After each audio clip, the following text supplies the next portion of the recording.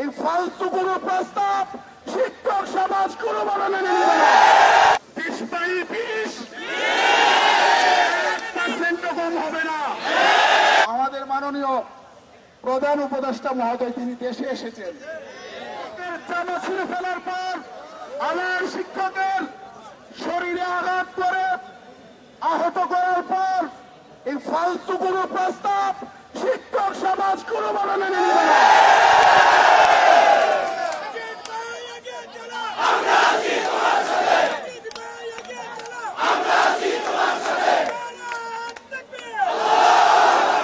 সংগ্রাম সহযোগিতা বৃন্দ, আমরা আমাদের জায়গায় একেবারেই পরিষ্কার। মিডিয়ার ভাইয়েরা আপনারা অনেক পরিশ্রম করতেছেন, আপনাদের প্রতি আমরা চিরকৃতজ্ঞ থাকবো। আমার অনেক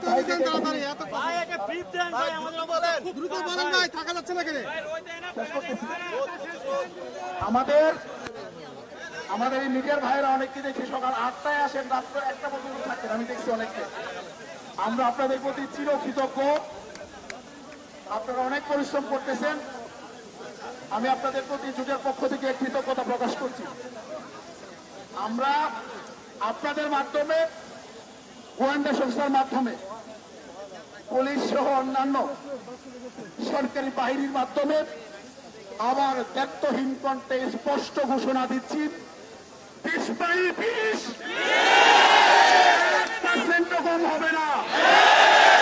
1500 মানি 1500, 1499 হবে না।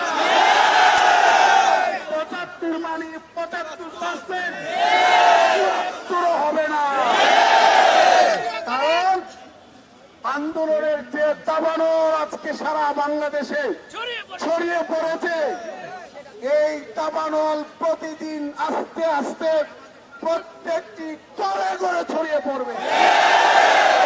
সুতরাং যত দ্রুত প্রজ্ঞাপন দিবেন তত দ্রুত আপনাদের মঙ্গল হবে, আমাদের মঙ্গল হবে।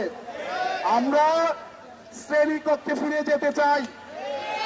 আমরা নিউজে দেখেছি আমাদের মাননীয় প্রধান উপদেষ্টা মহোদয় তিনি দেশে এসেছেন। আমরা আশা করি তিনি যেহেতু দেশে ফিরেছেন, খুব অল্প সময়ের মধ্যে আমাদের বিষয়টি একটি সুরাহা হবে ইনশাআল্লাহ।